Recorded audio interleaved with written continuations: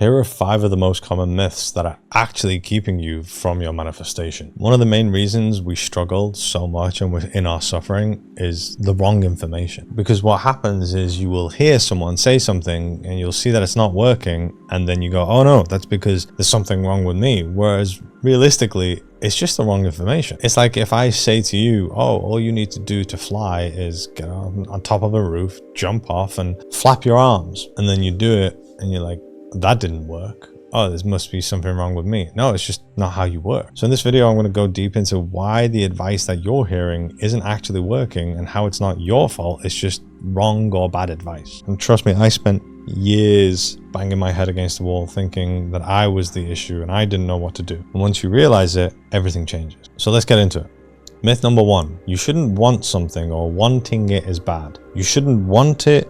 You should be the version of yourself that already has it. This is ridiculous. Honestly, one of the most ridiculous things I've ever heard. Because what you're doing there is you're making wanting something bad and wrong. Your want is desire. Your desire is literally the only thing that gives expansion to the universe. For you to grow, you're going to need to want. Your desire takes you from one place to another place. Otherwise, if you didn't desire anything, you'd be still. You wouldn't progress, you wouldn't grow. So when you hear something like, oh, you shouldn't want that thing and you can't not want it, it's hard to kind of swallow that. Especially if you're in your suffering. If you're in a lot of pain and you want something that you believe will take you out of that pain, and someone says to you, you shouldn't want, you should just be, that's ridiculous. Let's say you fall out of a tree and break your legs and you're in so much pain and you're like, I just need a painkiller, give me some morphine, I want the morphine. And then someone comes up to you and goes, well,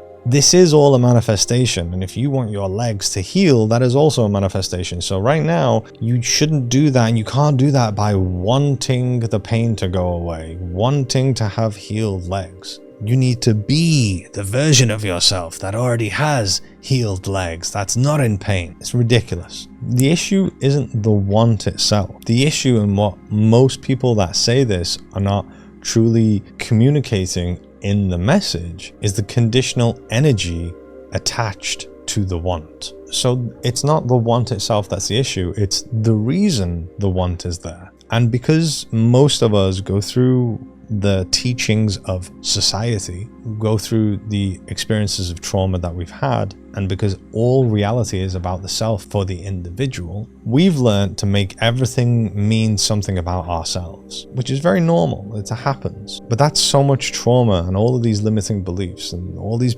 beliefs that we have about ourselves, what we've made it mean, that are still within ourselves. And because of that, most people have low worth. And when you want something in order to increase your worth, that's where it's an issue. That's where it doesn't manifest. If the thing that you want is reliant on making you feel more worthy, that's where there's an issue. That's where it's conditional. And that's what we learn as children. We learn that, oh, okay, my worth is conditional. I am only worthy when I behave a certain way. I am only worthy when I am accepted by the humans around me, my social circle, my herd. And it's not wrong to feel like that, but it's also not true. You are not only worthy if you are accepted by others. You are worthy even if you're not accepted by others. And by hearing you shouldn't want and you should be, what you do is you suppress that want. That doesn't feel right, and that's most of the energy you're giving out there. Your dominant energy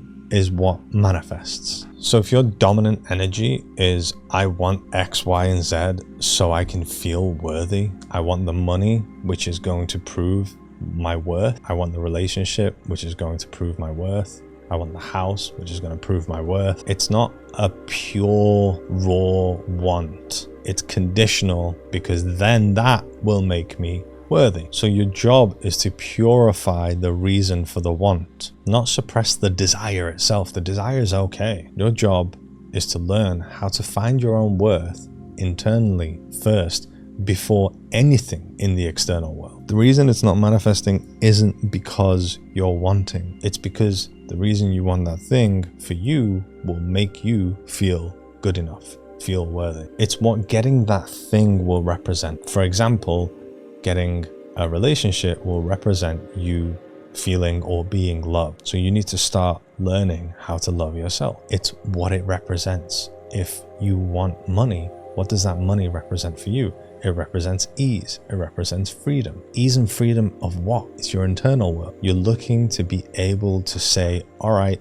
I'm okay going into my peace. I'm okay to be free enough to feel that ease and that peace. That's the outcome of what the money will give you. And you're only going to allow yourself to feel that ease and that peace when you have the external thing that you go, okay, now this means I'm worthy enough. This means I can rest. This means I can have ease. So your goal isn't not to want, it's to find your worth, to allow yourself to have that peace and ease within. So let's move on to the next one. Okay, the next one is you need to believe you already have that thing before it manifests. Again, no, you don't. What this does is it creates like emotional performance, which is literally what you've learned your entire life to do, which is a way of staying safe. And if you're emotionally performing, then you're not being your authentic self. This is why believing you have it feels so gaslighty and weird to you. It denies your current reality, which again is a gaslight. And look, trying to feel a feeling that you don't genuinely have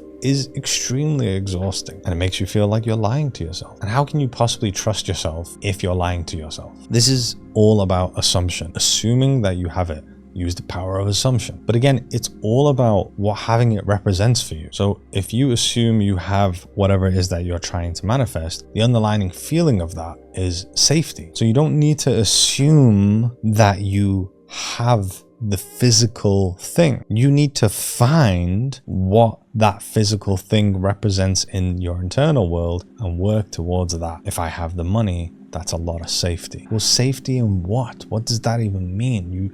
It requires you to explore. And look, I'm going to tell you straight off the bat, okay? I know a lot of people give manifestation advice, and that's okay. That's good, because it will find the people that it needs to find, and people will explore different paths and learn new things. But we're all here on our own paths, on our own mission. You and I can both manifest money, manifest wealth, manifest love. But how I do it is going to be different to how you do it, because of the reasons we have come here to experience this reality, which are different, which is why I teach self-exploration. Self-exploration, raising self-awareness, understanding yourself is the only tool that's going to help you. That's why the broad advice, which are the myths that I'm going through now, is why I'm going through them. The reason I'm making this whole video is for you to understand that when someone says something and you need to do it like this, that doesn't necessarily mean that's going to work for you. But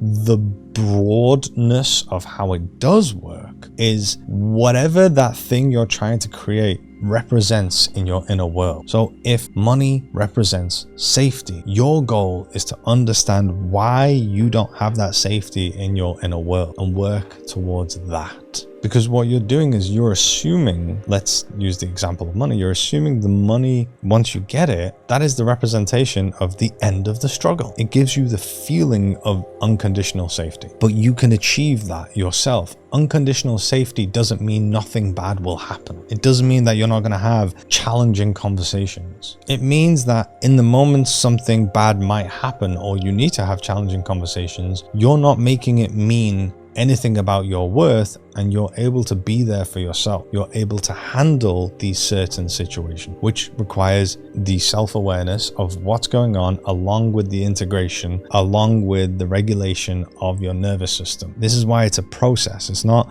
oh, I just need to write down something and become aware of something and that's it. Your nervous system is going to fire off. You're going to be triggered to either go and fight, flight, freeze, or fawn, or whatever it is in these moments where you might have to have a challenging conversation or something might happen. And it's all to do with how you can handle that. And if you can provide yourself with the unlimited amount of safety within in your internal world, that is the representation of what money would give you. So you don't need to believe that money is already there. You need to work towards experiencing what your experience would be like if it was there internally. You don't need to believe and pretend like you're buying loads of things and you're able to get the most expensive car and the house. Like, you don't need to do any of that. That is a gaslight to yourself, and that doesn't work. This is all about your inner world. So let's move on to the next myth. Number 3. You have to be grateful for the thing before it comes in.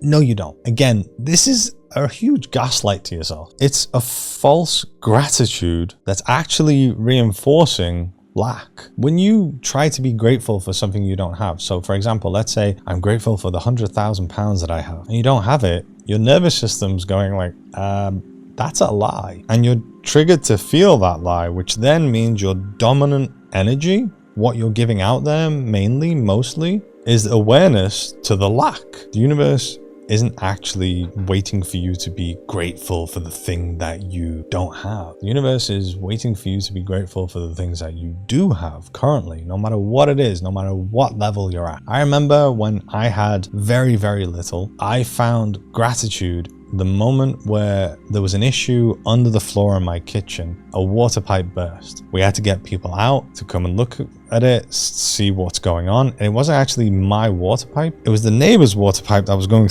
under the house that I was in. So we had to remove all the stuff in the kitchen, and it was a big, like, ball ache. It was really annoying and it wasn't fun. It would have been great not having to do that. But what that experience did is it actually made me look and see the water pipes that's coming under the kitchen. It's going into the tap, and it's going into the dishwasher and the washing machine and the fridge, and it's going everywhere in the house. And I was like, whoa. I knew, but I didn't even think about how cool it is that I don't need to do anything for water. I just go to the sink and I turn on the tap, and that's how it comes in. It's here. How cool is that? I was able to be very grateful that I was living in a space, in a time, in a country where I didn't have to walk miles down the road to get dirty water, where water was not just so easily accessible to me, but there's an abundant amount of it. When I have a shower, I don't think, oh my God, I'm using too much water.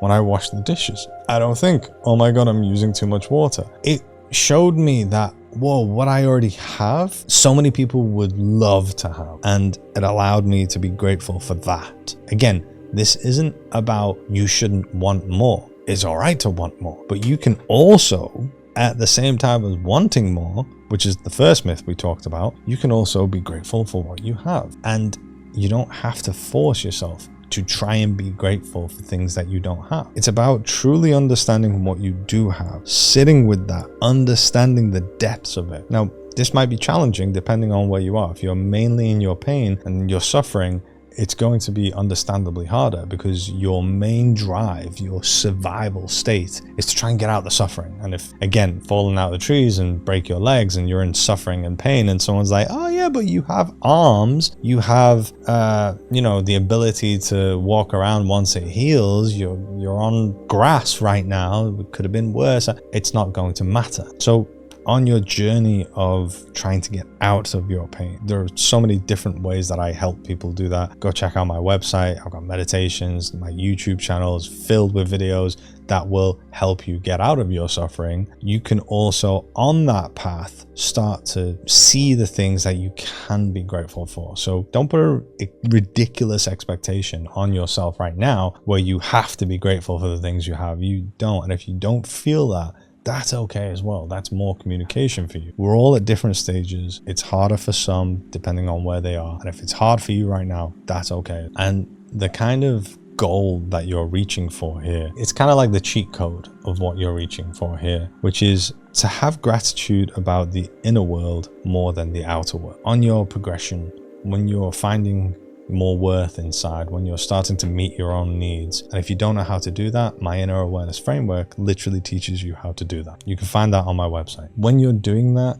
you find your worth internally more and more and more, and you keep going deeper and deeper. Now, if you can start being grateful for that, which is the thing that can never be taken away from you by anyone or even reality. That is the true flex. If you can be more grateful about the peace that you find or the love that you find from within, which will be reflected to you, and it's not wrong to also be grateful for things outside, you can start aiming for being the most grateful for the things, your progression internally of finding your own worth. That is the true advice in terms of how to manifest more things. Because again, those things cannot be taken away from you. Then you're showing gratitude for yourself, who you are and who you're becoming. All right, so let's move on to the fourth myth. You must be high vibe and never be negative at all. No negative emotions, positive vibes only. First of all, fuck positive vibes only. That is the most ridiculous thing that exists in reality. Seriously,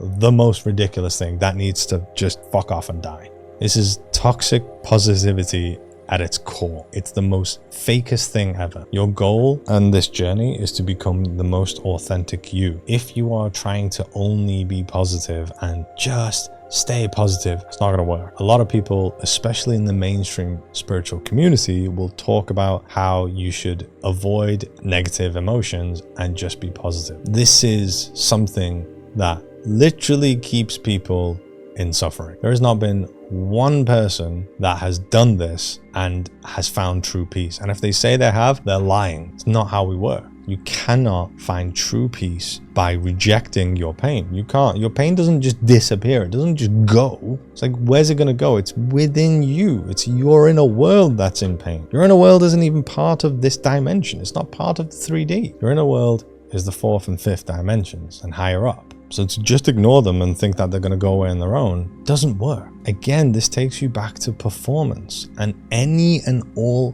performance is literally not you being you. It's not you being authentic. By rejecting the negative emotions, which I don't even call negative, by rejecting them, like anger, fear, depression, despair, guilt, shame, by suppressing them, you're keeping that energy within yourself, and that is going to manifest as stress, and long-term stress is going to manifest as disease. What you would call negative emotions are highly essential to your growth. Anger tells you that you've been violated or your boundary has been crossed or something that has happened to you that you are not okay with. It's okay to be angry. It's necessary to be angry. All your triggers are your systems, your being's system's way of alerting you to your unhealed trauma. By continuously rejecting these emotions, you're continuously rejecting your trauma, which is what you actually need to heal in order to find your worth, to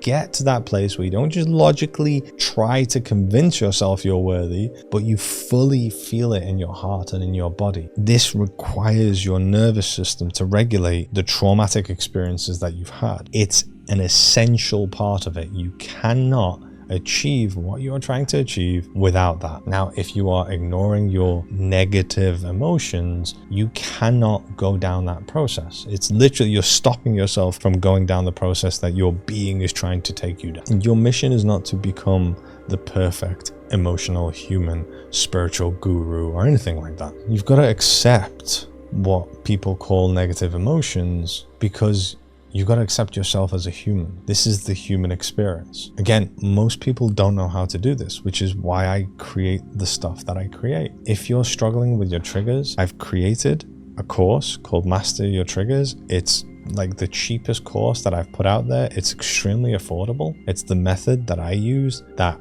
eventually got me to where I am now. It's going to teach you how to understand these emotions when they're coming up, what it means, what you've made it mean about yourself. You're going to learn an exercise that you're going to use that is going to get you to a place where you can allow these triggers and this trauma to come up, and you can start moving towards integration and healing. I'll put a link to everything that I've talked about in the description below this video. And here's the 5th and final myth. If you doubt the manifestation, then it won't manifest. What this does is it turns your human rational thinking doubt into like a catastrophic spiritual failure, which reinforces the old conditional contracts. You're performing again. By doing this actually gives your doubt more power than your peace. The way you manifest things isn't necessarily to do with your thoughts or even truly what you believe. Your beliefs play the biggest role, but it's mainly the main driver of your reality manifesting is who you are. You don't manifest what you want, you manifest who you are. Now, if you truly find your worth within and you are acting, behaving, being based on how you truly in your heart and in your body feel about yourself, if you feel worthy enough, at that stage, it doesn't really matter if you believe something will happen or not. Something might not happen the way that you believe it should, or you might think it should. That doesn't mean it's not going to happen, because you internally, innately feel that worthiness. So if you have doubt that something will happen, that's okay. That is not actually stopping your manifestation. Your reality manifests what your main output of energy is. So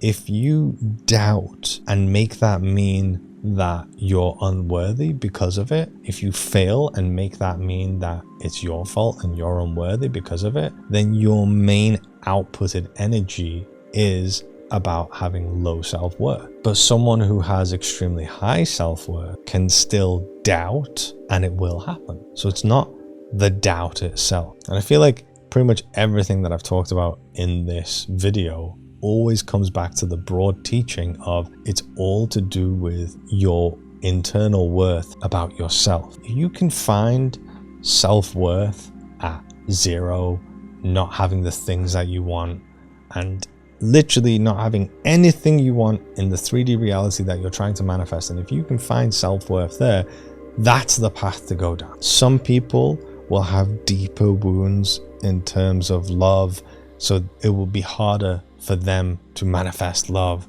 like other people will. Some people will have much deeper wounds when it comes to conditional worth, money, performance, and it will be harder for them to manifest wealth and freedom than other people. If you're born in one part of the world versus another part of the world, your upbringing is different. Your experience of reality is different. The culture is different. Your beliefs are different. So if you're comparing yourself to other people and you're expecting your path to be the same as theirs, you're not seeing things realistically like the way they are. Everything that you're trying to manifest represents something, and that representation is always to do with your worth at a certain level until it's not. When you find your worth, and I mean truly find your worth, which is a progression, it's not do one healing session and that's it.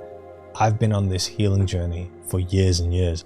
I've only just recently truly found my worth, and that doesn't mean I'm gonna stop. It just means what I want, what I'm trying to create, everything that I'm aiming for, my entire mission, my expression of reality is now not to get the things that I want, to create the reality that I want so I can be worthy. That whole energy has changed. So once you get to that stage, life will be different. And everything you hear from these spiritual gurus, to whether it's on YouTube or whether it's on social media or anyone you speak to, the information that they give is for you to be able to get to that stage. It's your progression to that stage. Your entire reality is trying to feed you this information so you can get to that stage where you truly feel worthy without needing that confirmation, that external validation. That doesn't mean that is when everything will manifest only. That's not what that means. But it gives you a view, a look into, oh, okay,